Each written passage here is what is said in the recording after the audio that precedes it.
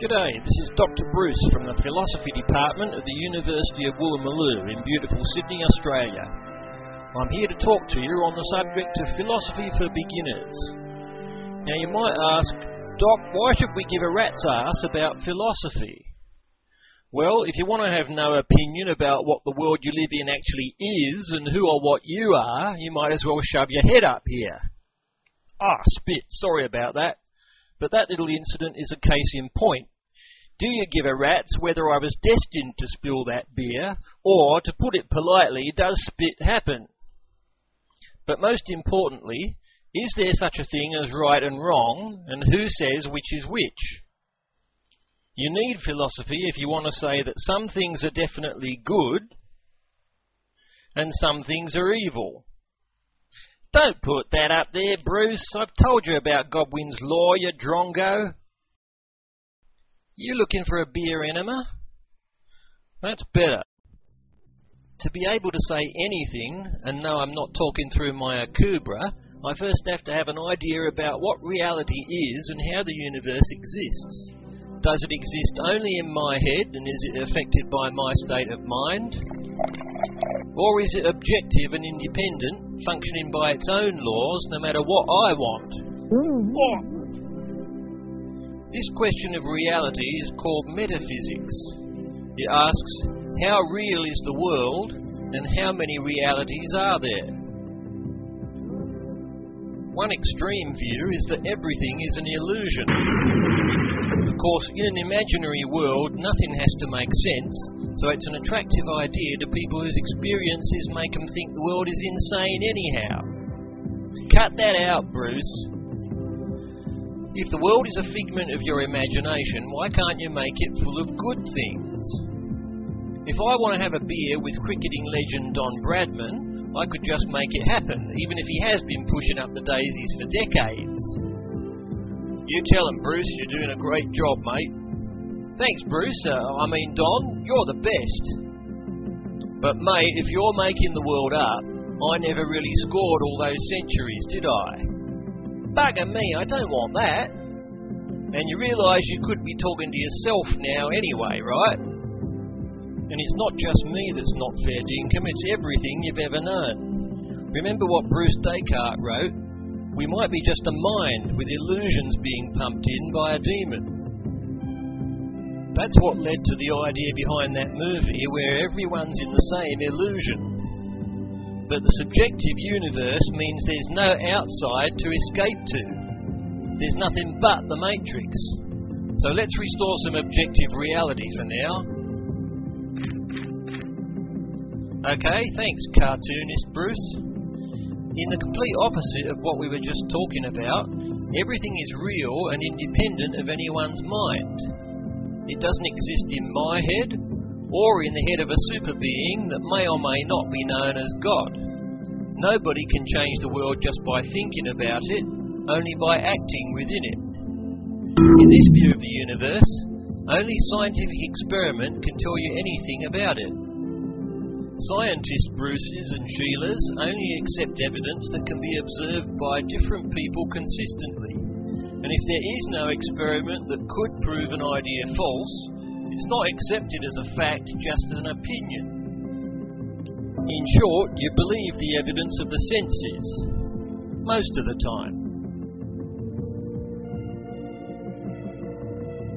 However, the objective scientific view of the universe has its problems. For one thing, it's not complete and probably never will be. People's ideas about the world have changed as science has progressed and discovered that its old theories were wrong.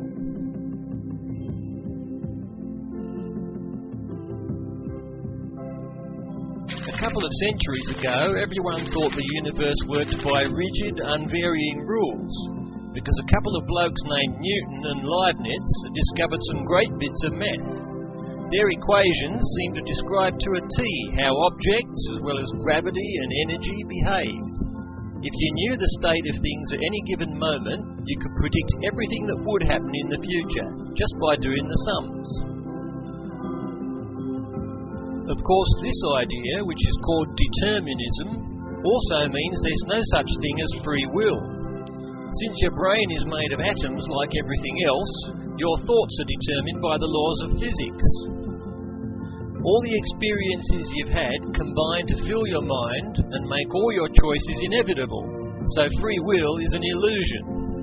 I don't choose to support the Newcastle Knights and say they're the best footy team in the world. Where I live and everything I see and hear growing up make me think they are. It's true anyway, of course. But then along came things like relativity and quantum physics. They showed that the old equations don't always work. The quantum stuff in particular showed that events are happening all the time that are truly random and can't be predicted by any maths at all. In theory, anything can happen in a quantum universe, but in practice events average out so that everything makes some kind of sense. The old equations are reliable enough to use in building things and all the practicalities of life. But now that we know we have random events happening in our brains, our thoughts are no longer predictable, and the idea of free will becomes okay again. Maybe I support the Knights because they're simply the best, and I'm smarter than the average Parramatta supporter, so I make the right choice. The problem with all this is that science might discover something new next year that changes our minds and makes us think we're robots again. There's also a problem with the strictly scientific view of the origin of the universe and why the laws of physics are so perfect. If the rules had been any different, the Big Bang would have just produced a soup of particles with no structure. In fact, the laws of physics are tuned perfectly to create galaxies, to form the laws of chemistry, and from that, biology. Why are the laws of the universe so good they created life, and then intelligent life? The only way to give a non-religious answer is to say that there have been an infinite number of universes starting up. And the fact that we are asking the question at all means we have to be living in one of the tiny number of good ones where everything works. The problem is that other universes can't be observed by definition. If they could, they'd be part of our universe. So by the rules of science itself, anything you can't observe can't be accepted as true. Multiple universes are sheer speculation. Well, now we've looked at a completely subjective universe that's in someone's mind, and a completely material and objective one. But what most people believe is neither of those. Most of the world's religions and philosophies believe in two realities. There's the material world, where everything is imperfect and generally cruddy, and the higher realm, where everything is perfect. This idea was started by Plato, who called it the world of perfect forms. These days it's more likely to be called the spiritual realm, heaven, or the mind of God. It leads to the idea that the human body is bad and only the soul is good. It also suggests there are two kinds of truth. Something untrue in the material world might be spiritually true. On the rare occasions England beats Oz at cricket, if I said Australia really won in a higher realm, there'd be howls of derisive laughter from the Poms. But after all, in a realm of perfect ideals, Aussies would always win. But that doesn't cut much ice with anyone else when physical reality disagrees. There's nothing wrong with the idea of different frames of reference. There are false realities in books and films and in dreams. You've seen my world acting as though it's subjective or objective, but we all know I live in a little world of my own, and cartoonist Bruce can make anything happen in it. No, not that, please. But is there a being who can make anything happen in your frame of reference? The problem with a superior realm is that because it's outside our reality, once again you can't see it, and you can't prove it exists. You can't use scientific method on it. It's no good by the rules of evidence in the material world, only by its own rules. The statement that there is a higher realm is only true in a higher realm. In other words, it can only be taken on faith, not reason. 10 seconds? Okay, we're out of time. We'll talk about faith and reason next time. Anyhow, those are the main alternatives in metaphysics. They all have their problems, and I'm not here to tell you which one to believe. I'm just here to say think about it, and make up your mind. You've got one, haven't you?